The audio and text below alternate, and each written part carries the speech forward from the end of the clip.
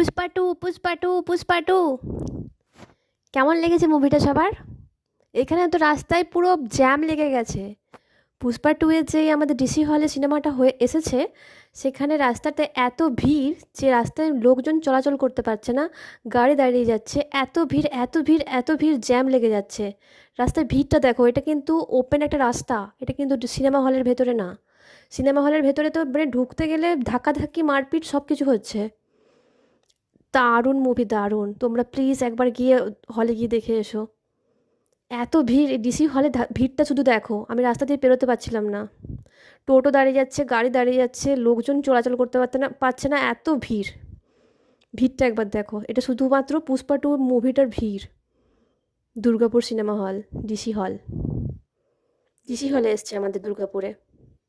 ভিড়টা একবার দেখো, ভিড়টা শোটা ভেঙেছে জাস্ট, লোকগুলো বেরোচ্ছে, একবার শুধু দেখো তোমরা।